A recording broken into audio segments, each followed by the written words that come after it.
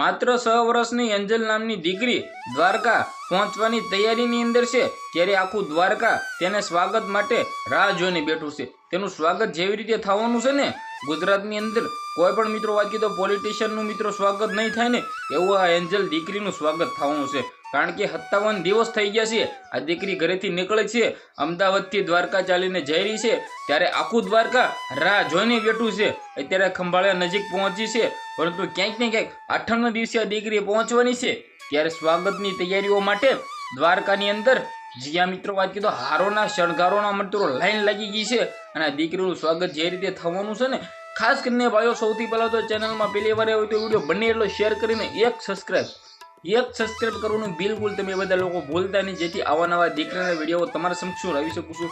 ઘણા બધા લોકો વિડીયો જોશે પરંતુ ભાઈઓ સબસ્ક્રાઇબ નથી કરતા, જલ્દીથી સબસ્ક્રાઇબ કરી દો જેથી આવા નવા સોશિયલ મીડિયાની અંદર આ દીકરીના વિડીયો વાયરલ થતા હોય છે એ તમારા સમક્ષ લાવતો હોઉં છું। હવે મિત્રો દ્વારકા દીકરી પહોંચવાની તૈયારીમાં છે, ક્યાંક ને ક્યાંક મિત્રો વાંચ્યું ત્યારે તેમનું જે સ્વાગત થવાનું છે ને આખું ગુજરાત હલાવી નાખશે।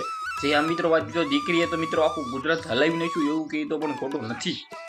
ક્યાંક ને ક્યાંક આ દીકરી એટલી બધી સોશિયલ મીડિયાની અંદર વાયરલ છે ને કે ભાઈઓ તેના વિશે વાત જ ના કરો। તમને લોકોને ખબર ના હોય તો કહી દો ભાઈઓ, આ દીકરી મિત્રો વાત કીધો ઘરેથી નીકળ્યા એના ઘણા દિવસ થઈ ગયા છે, છતાં દીકરી ચાલીને જઈ રહી છે। આ દીકરીને તાપ પણ નથી લાગતો। વશ્યા એન્જલ નામની દીકરી થોડી ઘણી બીમાર પણ પડી હતી એવી પણ જાણકારી હતી, છતાં દીકરી હાર ન માની અને કૃષ્ણ ભગવાને જ્યારે બીમાર હતી તેની ત્યારે જે ચાલીને જતી હતી એનાથી પણ વધારે શક્તિ આપી, એનાથી પણ વધારે આ દીકરી ચાલીને જઈ રહી છે ત્યારે દીકરીને ધન્ય કહેવાય।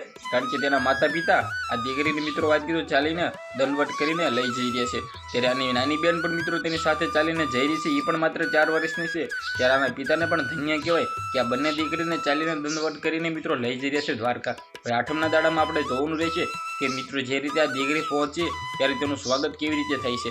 એ વિડીયો પણ તમારા સમક્ષ જલ્દી લાવવાનો છું, તો સબસ્ક્રાઇબ કરી રાખજો। ધન્યવાદ।